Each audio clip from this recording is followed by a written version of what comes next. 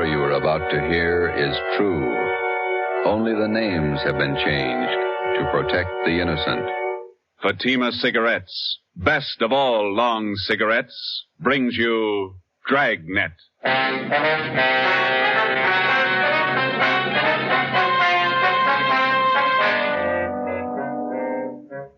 You're a detective sergeant. You're assigned to Narcotics Bureau. For 7 months, you've been working with federal and state agents in breaking a narcotics ring. You've apprehended the small fry. Next in the line, the big man. Your job, get him. If you want a long cigarette, smoke the best of all long cigarettes. Smoke Fatima. Fatima is the long cigarette which contains the finest Turkish and domestic tobaccos superbly blended to make Fatima extra mild. And that's why Fatima has a much different, much better flavor and aroma than any other long cigarette. That's why Fatima has more than doubled its smokers coast to coast. So, if you want a long cigarette, smoke the best of all long cigarettes. Smoke Fatima. Dragnet, the documented drama of an actual crime. For the next 30 minutes, in cooperation with the Los Angeles Police Department, you will travel step by step on the side of the law through an actual case from official police files. From beginning to end, from crime to punishment, Dragnet is the story of your police force in action. It was Wednesday, July 9th. It was warm in Los Angeles. We were working the night watch out of Narcotics Bureau. My partner's Ben Romero. The boss is Thad Brown, chief of detectives. My name's Friday. I was on the way into work, and it was 3:58 p.m. when I got to room 24, Narcotics Bureau. Hi, Joe. Feel better? Oh, not quite as tired, Ben. That Costello thing was a long haul. Narcotics Romero. Okay, Bigham. I'll tell him. Meeting's in 5 minutes. Chief Brown's office. Okay, I want to pick up my stuff from the captain first. Hi, Skipper. Come on in. You look a little better, Friday. Get some rest? Yeah, a couple of good meals. That's the trouble with the Flats gang. They never knew where to eat. Sit down, Joe. I want to talk to you. We got a couple of minutes before the meeting. You'll probably be getting this all up and down the line from here in. Just want to let you know that we think you and all the men in the operation did a fine job.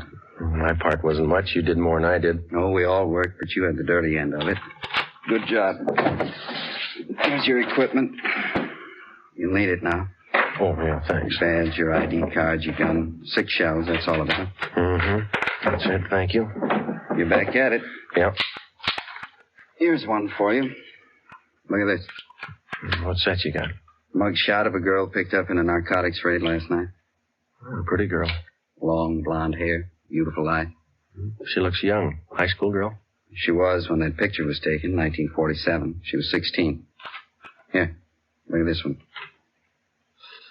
Yeah, same girl. Yeah, that's the way she looked at 11:30 last night when we picked her up. She looks 50. 19 years old. 3 years on heroin. She might as well be dead. She is. 8 o'clock this morning. Let's go. It's time for the meeting.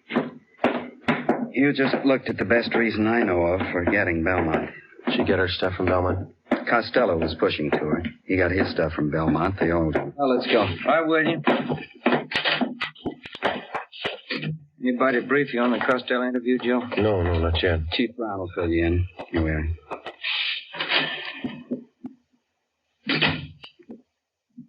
Chief? Gentlemen, come on in.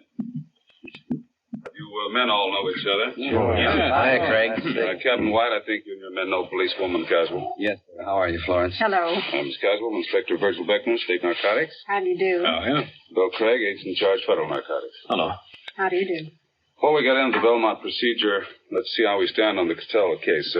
White, do you want to fill everybody in on the information we got from Ralph Costello? Yes, sir. After his arrest Monday night, we interrogated Costello for about 4 hours. We confronted him with the package he sold to Friday here. How'd the stuff test? Crime lab ran it through, about 1/3 of an ounce of heroin, fair quality Mexican stuff. The man we picked up with Costello, Tony Morris, was questioned as well. He corroborated Costello's story. What'd you get from him? Well, he told us he had a great deal of information on the big man in the operation, Belmont. Said he wouldn't tell us a thing unless we made a deal with him. What kind of a deal? He wanted everything. But we finally agreed that the only thing we might possibly work out was his prison term. Mm-hmm. We called in the U.S. District Attorney and talked another 4 hours. How'd it work out? District Attorney told Costello the only thing he'd do for him was to have his prison terms run concurrently rather than consecutively. Not much to pay for what we got. Costello gave us enough to enable us to start moving on Belmont right away. We've had his MO confirmed. We've got a list of most of his pushers. Now we can get to him. Any definite plan, Chief? White and I have been talking over here with Craig and Beck. We worked out what we think might be a pretty good plan. Craig, do you want to lay out how your men are going to handle it from the federal end? We'll work from out of town toward the center here. We'll check his contacts across the state lines. We've already traced his connections to the east, New York syndicate. We'll keep working that end. Beck, how about your state narcotics men? We'll work inside the state line here. We've already checked out part of his operations. We've located sources in San Francisco, Bakersfield, Fresno, as far south as San Diego, Lower California. We'll draw all those ends up tight. Keep moving. You fellows will both give us a hand if we need assistance. You bet. That's right. Fine. White, what are we going to do locally? Oh, it's going to be a case of taking what we know and finding out what we don't know, putting the two together. Seems to me to be a case of watching the man at all times. Belmont shouldn't be able to blow his nose without one of our men knowing it. It's going to be a tremendous undertaking. You all know the tough job it is shadowing narcotics men. They're fidgety, hypersensitive. They recognize anything out of the ordinary at once. For that reason, it can't be a one-man operation. Everybody's got to work. Our undercover won't work this time. They're no doubt alerted. So we'll work it from another angle. When do we start? We've already started.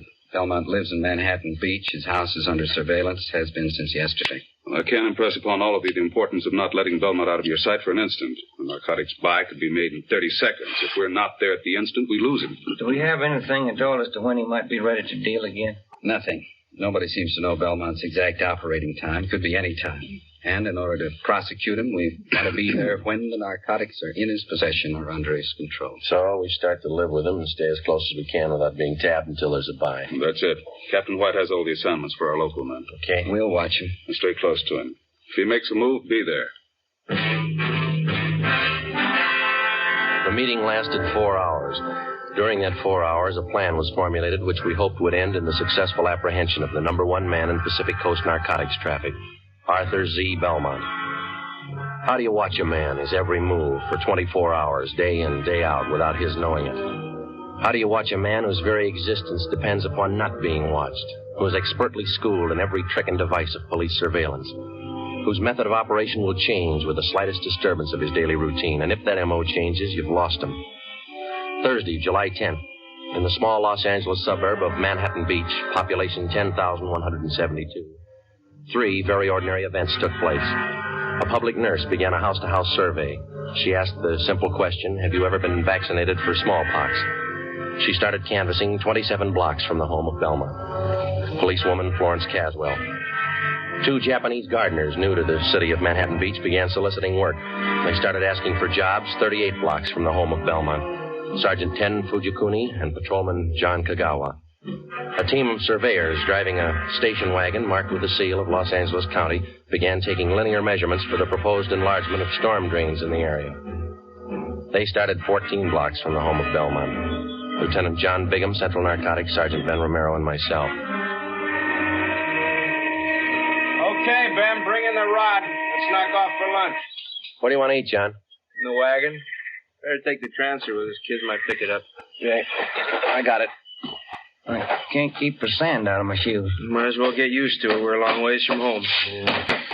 9 years on the job. It's the first time I ever brought my lunch in a paper sack. Who knows, Joe? This might change your whole way of living. Who's that? You want to sit in the front? No, I'm getting back. Fellas, have a look at the local paper. No, why? Manhattan Beach Sentinel, down the bottom of page 1 in the box. Read it. Yeah, let me see. Yeah. Well, it's good. What is it, Joe? Read it out loud. Well, it says preliminary work on storm drains started. Surveyors. Well, it goes on to say that surveyors have started taking measurements for the new drains. Captain White's idea had the story planted, even got a release from the Planning Commission. It won't hurt us a bit. Well, you said lunchtime. I've got enough here for the whole department. 4 hard-boiled eggs. See what kind of sandwiches I drew. Deviled egg. Look here. She even put them on egg bread. I hate eggs. Looks like the captain driving up the street. Mm-hmm. Yeah, that's him. Driving a city car. Chief engineer. How's it going, Bigham? Fine. Slow. Had your lunch? What do you got? Deviled egg sandwiches. Got plenty. Can't stand it. How about ham and cheese? Yeah, thanks. There you go. How's everybody else doing? Very slow. Takes time. Got to keep taking our time. If we tip it before we got close enough, Belmont's on his way. Mm-hmm. How long are we going to have to keep our distance? Not much longer. We can't take the chance of starting everybody out right on top of Belmont. It might look funny to him. Anybody else would be okay. The average person, your operations might look normal, but we can't afford to try to get it by Belmont that way. With a hop cutter, you never know. It's not so much that we don't know. We just can't take any kind of a chance. That's what I mean. He might have started right on Belmont's front lawn, and he's never got wise. But we wouldn't want to risk it. Belmont been out of his house today? On the go quite a bit. Left his house at 9:13 a.m., went down to the ShopRite market, bought a half-pound of bacon, 2 dozen eggs, loaf of bread, whole wheat. Sergeant Hodges waited on him. He's clerking in the grocery department. Oh, yeah. Then he drove over to his neighborhood gas station, got a full tank of ethyl and 2 quarts of oil, 30 weight. Drove home, got back at 9:42. Are you still there? Yeah. About time you guys were back at it, huh? Right. Okay, Ben. You want to grab some of the gear? Yeah. Hey, Joe. Give me a leftover bread crust, will you? I'll give him to Seagull. Yeah, sure. Here you go. Well, foot by foot, we're getting closer to Belmont. Hope nobody tips it.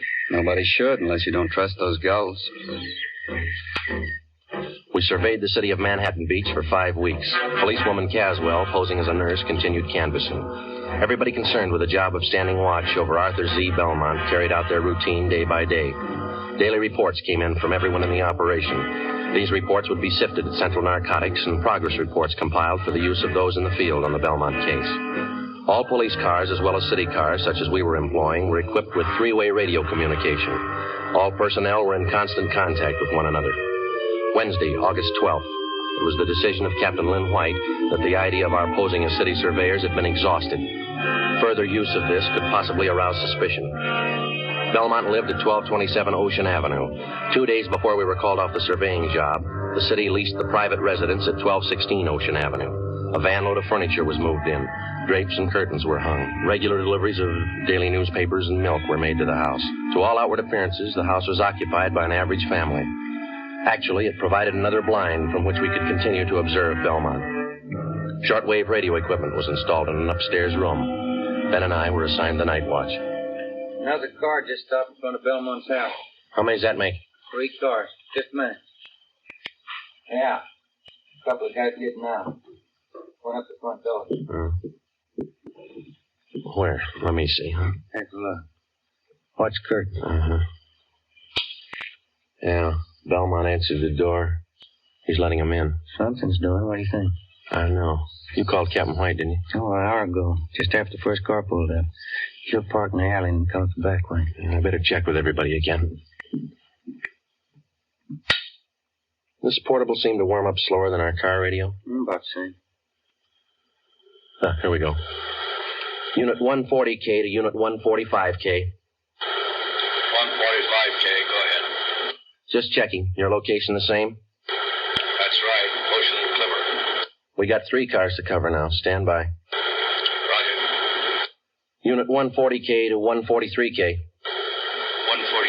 we got it. Standing by. Location still good? Same. Be talking to you. Stand by. 140K to 149K. 149K, go ahead. Stay put. We got 3 cars now. Yeah, we heard. Still the same spot. Standing by. Roger. Captain just pulled into the alley, Joe. Good. Belmont's porch light just went out. Mm-hmm. Let's see. 3 guys came in the first car, 2 in the second, 2 in the third. Is that right? Yeah, 7 all told. 8 counting Belmont. Maybe he's running for office. Joe, Ben, any changes since you called me? Another car. Anybody you know? It's too dark to see their faces. Uh-huh. Dodge Coupe, gray, black package sedan, green Chevy. That might be for me. I told the office they could reach me, yeah. White. Yeah, Bigham. You must be wrong. You sure he's not lying? All right, thanks. Yeah. You sure Belmont hasn't left his house since you came on duty? Couldn't possibly. Not without somebody in the detail spotting him. He got out somehow. He made a buy. Captain White called the office and talked to Benny Arredondo, our narcotics undercover man. He confirmed the fact that somehow Belmont had a meet and successfully completed a narcotics transaction. None of us could figure how, and we didn't know when the meet took place. Arredondo told us that the buy had been made sometime in the past 10 hours. The arresting officers had recovered a portion of the narcotics, 2 bundles of heroin. They were found in the possession of one of Belmont's runners, Archie Scott. I can't figure it. What do we do now, Skipper? Sit tight and watch those 3 cars in front of Belmont's house over there. Maybe he didn't have to leave the house to make a buy. That's the way I got it pegged. Those cars down there, those are the first visitors he's had in the past 24 hours? As far as anybody knows, we watched it close. Sometimes it's like that. It looks like somebody's coming out over there. 2 guys. How many in there? 8, counting Belmont. All right, Friday. Get to the cars. Yeah. They started to move out yet? No. 5, 6, 7. That's all of them. They're heading for the car. Yeah. Looks like a 3-way switch. We'll see when they start to move out. Attention, all units and special details. Stand by. Here's the license numbers, Joe. Oh, good. I need those. Thanks. Green Chevy's headed south. Black Packard's going north. So's a Dodge Coupe. Uh-huh. Dodge turned left at the corner. It's headed east now. Got it. 140K to all units and special detail. Unit 149K. 149K, go ahead. 1946 green Chevrolet sedan, license 61 William 852, headed south on Ocean. Roger. Unit 145K. 145K, go ahead. 1947 gray Dodge Coupe, license 1 X-ray 1898, headed east on Clipper Street. Roger. 143K, come in. 143K, yep. 1939 black Packard sedan, license 6 Mary 6778, headed north on Ocean. Roger. Got him spotted. Could be a dry run. Couldn't afford to chance it either way. Nothing to do now but wait it out. That's right, and pray for rain. It was 8 minutes past 8 p.m. We sat back and waited for the reports to come in from the cars. At 8:25 p.m., 17 minutes after the alert was broadcast, Unit 149K reported in on the gray Chevrolet sedan. The car and its occupants were thoroughly searched. No trace of narcotics was found. 8:42 p.m., 34 minutes after the alert. Unit 143K to 140K. 143K, go ahead. On that 1939 Packard sedan, license 6 Mary 6778. Shook them down. Nothing. They're clean. 8:50 p.m., 42 minutes after the alert, the report on the third and final car came in, the 1947 gray Dodge Coupe. That's it. Not a trace of narcotics in any of those 3 cars. Belmont beat us. Tough luck. It's going to be tougher. Now he knows we're after him.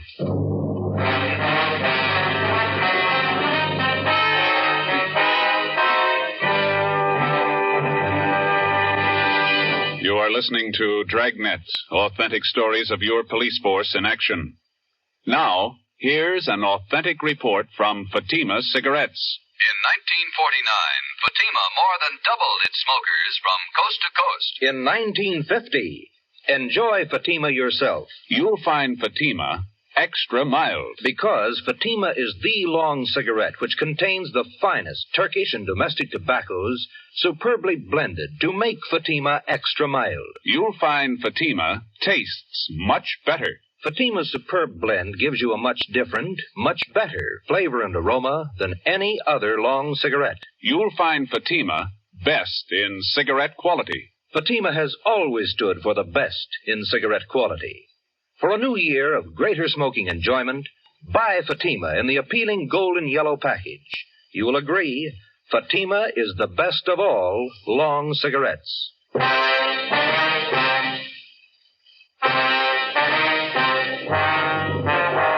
The 3-car switch. 3 cars arrive at a given point at different times. The meet takes place. The drivers of the various cars leave the given point at the same time. Each drives away from the point in a different direction, making it 3 times as difficult to follow them. The practice was not new to the Narcotics Bureau or the dealers in narcotics.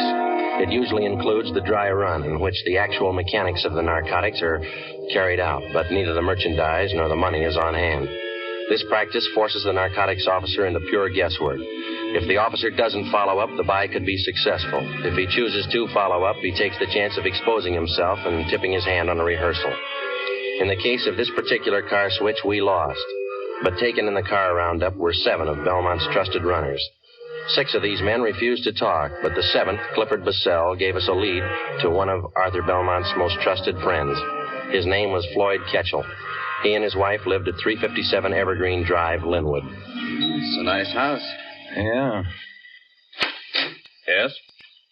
Police officers, we'd like to ask you a few questions. What about? Well, as you probably know, there's been a series of burglaries here in your neighborhood. No, I didn't know. Oh, yes, quite a few. Would you mind if we came in and talked to you about it? I don't know anything about any robberies around here. Everything's okay. This is just a routine check, Mr. Ketchel. Everybody else in the neighborhood's cooperating. Only take just a minute. All right, you can come in, but I have to leave in about 15 minutes. Thank you. Well, you have a nice place here, Mr. Ketchel. Yes. Now, what was it you wanted me to help you with? You know a man by the name of Clifford Bassell? No. How about Arthur Z. Belmont? Who? Arthur Z. Belmont. Bassell says you and Belmont are good friends. I don't understand this. I thought you wanted to ask me about some robberies. I wonder if you'd mind rolling up your left sleeve. I'd like to look at your arm. What for? You're a user, aren't you? No, I'm not. Then you know what we're talking about, don't you? No, I don't. Do you have any narcotics here in the house? Certainly not. You mind if we look around? Why do you want to search the house? Why won't you show us your left arm? Floyd Ketchel would admit nothing, but he allowed us to search his home and grounds. An extra detail of men was called out to aid us in the search. We covered every foot of the acre of ground. This took 2 days. We found nothing. On the 3rd day, under the flooring of an upper bedroom of the Ketchel home, we found Ketchel's plant. He was using heroin. You want me to call Belmont? Is that the idea? That's right. We want you to set up a meet with him. I'm not going to rat on Art. He's a friend of mine. Suit yourself. We found your plant there. We've got you. You'll be the fall guy. You mean I take all the heat? Why not? Bassell put the finger on you. We got to have somebody. Why pick on me? We just told you. We found the stuff here. Bassell fingered you. You're it. All you have to do is make a phone call. You won't have a clean slate, but it's going to sound a lot better in court. All right. It makes sense. You know what to tell him. We've already been over all that. Call him now. Friday, listen in on the extension. If Ketchel changes his mind in the middle of the conversation, I'll see that he hangs up. Yeah.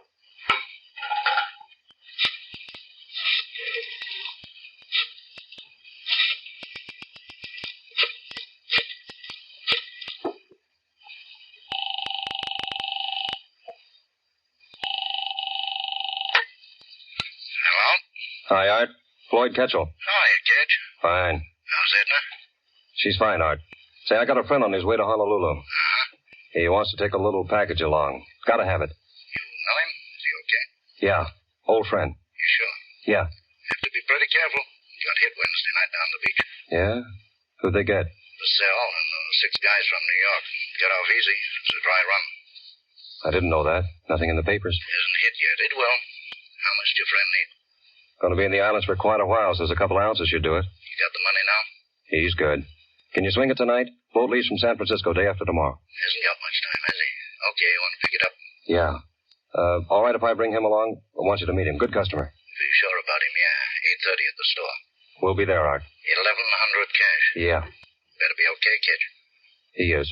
Better be. I had one dry run this week. I can have another. 3:22 p.m. We took Mr. and Mrs. Floyd Ketchel back to Central Division, where they were booked on suspicion of violation of the State Narcotics Act. 4 p.m. We met in the office of Chief of Detectives Thad Brown. You need $1,100, is that right? Yeah, that's right. How much was in the Secret Service fund? $223. Allotment for this month's all gone. Well, where'd you get the rest of it? Haven't got it all yet. Romero's the banker. How you got it figured, Ben? Well, let's see. I got it all written down here. First off, we got $223 cash. And these fellows all gave us their personal checks. Jack Donahoe and Robert gave us $200. Johnny Bacon put up $100. And Captain White's in for $150. Joe put in $35, and 22's all I could swing. That's $720. You need $380, right? Yeah, that's the way I got to figure. Okay, I think I can make up the rest. How about Wynn's Cadillac? He loan it to you? He's out getting it washed. It's 41, isn't it? Yeah, sedan. A little old, but it looks good when it's washed. Flashy. Oh, that's what you need. You going to make the buy, White? Yeah. Ketchel will be with me. Okay, it's all here, $1,100. Yeah, we've only got one hitch. It's 5 o'clock and the banks are closed. Yeah? Not much time to run around getting checks cashed. It was 5 p.m. We had 3 hours to cash $720 in personal checks. We split up and covered every possible place in the city where we were known and where we knew they would cash them. By 7:45 p.m., we had the $1,100 in cash. The serial number on each bill was listed and the money turned over to Captain White. The scene of the meet was a hardware store on East 9th Street, which Belmont used as a front. Belmont's hardware was located in a small neighborhood shopping district. On Friday nights, the stores remained open until 9 p.m. Promptly at 8:30, Captain White and Floyd Ketchell pulled up in front of the store and went in. Ben and I waited in our car a half a block down the street. It was 8:35. There they are. They're coming out. Must have made the buy. Starting the car. Here they come. Watch for the skipper's signal, huh? Yeah. There it is. Let's go. Okay, pull over here. Come on.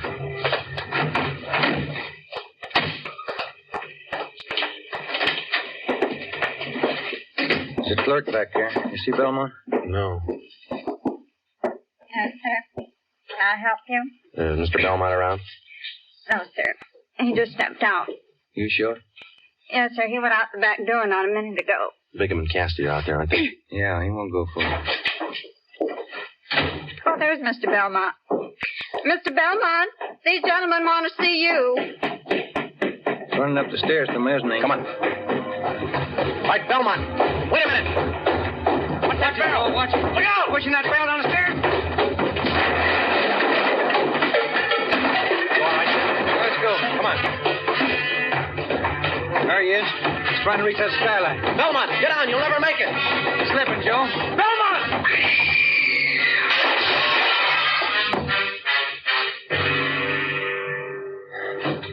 Come on. He didn't do that showcase any good. Yeah, he's through. Piece of that glass is right through him. Yeah, it's a rough way to go, and Yeah. At least narcotics didn't kill him. didn't it?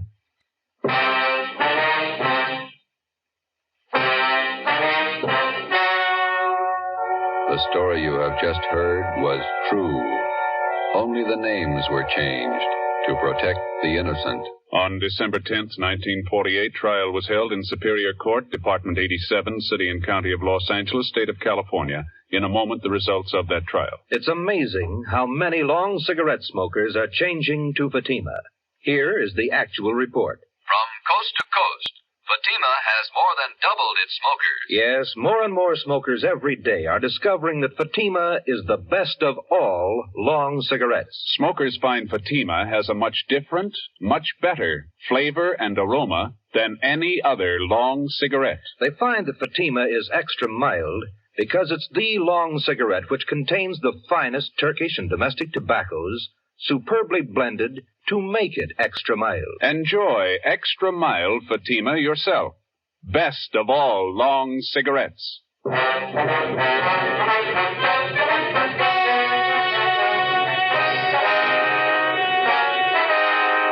12 members of Arthur Z. Belmont's narcotics gang were finally rounded up by federal, state, and local authorities. All 12 were tried and convicted of violating the Harrison Act and the State Narcotics Act. They received sentences as prescribed by law and are now serving their terms in state and federal penitentiaries. You have just heard Dragnet, a series of authentic cases from official files. Technical advice for Dragnet comes from the Office of Chief of Police W.A. Wharton, Los Angeles Police Department. Fatima Cigarettes, best of all lawn cigarettes, has brought you Dragnet from Los Angeles. Be sure to hear Mr. and Mrs. Ronald Coleman in Halls of Ivy tomorrow on NBC.